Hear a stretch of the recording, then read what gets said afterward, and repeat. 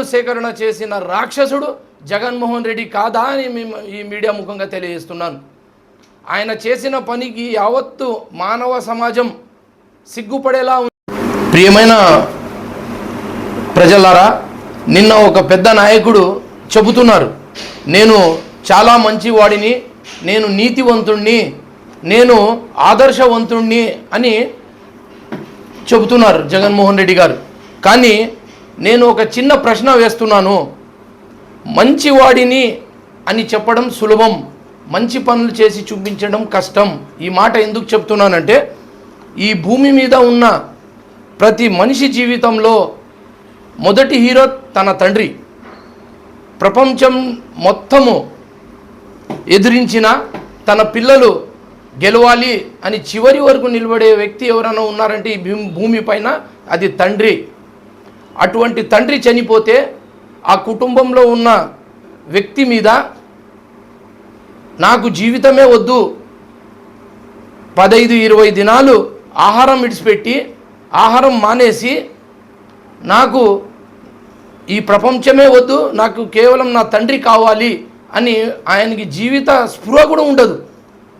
అటువంటి తండ్రి doctor YSR Rajasekhar Reddy గారు చనిపోయిన తర్వాత ఆ విషాద సమయంలో బాధలో ఉన్న ప్రజల ముందు తన తండ్రి శవం మీద నిలబడి నాకు రాజకీయ జీవితం కావాలి, నాకు సీఎం అవ్వాలి అని సంతకాలు సేకరణ చేసిన రాక్షసుడు జగన్మోహన్ రెడ్డి కాదా అని ఈ మీడియా ముఖంగా తెలియజేస్తున్నాను.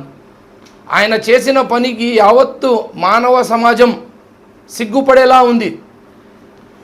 ఎందుకంటే నేను మంచివాడిని, గంజాయి వనంలో తులసి మొక్కని అని చెప్పుకుంటూ తిరుగుతున్నాడు జగన్మోహన్ రెడ్డి గారు.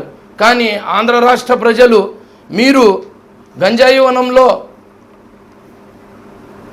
తులసి మొక్క కాదు, తులసి వనంలో గంజాయి మొక్క అని తీసి పారేసి మిమ్మల్ని 11 సీట్లు ఇచ్చి ఇంట్లో కూర్చోబెడితే కూడా సిగ్గు రాలేదా జగన్మోహన్ రెడ్డి గారు అని అడుగుతున్నాను.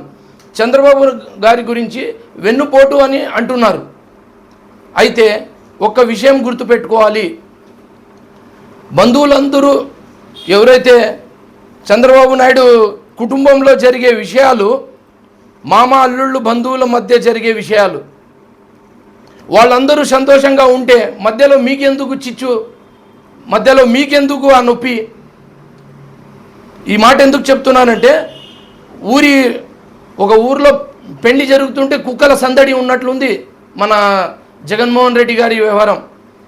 24 నెలల్లో మేము ఇచ్చిన హామీలు ఏదైతే సూపర్ 6 హామీ ఉందో, ఏదైతే పెన్షన్ పంపిణీ, పెన్షన్ ఏదైతే పెంచుతామన్నామో 3000 ఉన్న పెన్షన్ని 4000 చేసి పేద బడుగుల ఏదైతే ప్రజల జీవితాలలో వెలుగు నింపినామో అది చూసి ఓర్వలేక మా మీద ఇలాంటి నిందలు వేయడము ఇది చాలా తప్పు అని జగన్మోహన్ రెడ్డి గారిని ప్రశ్న అడుగుతున్నాను.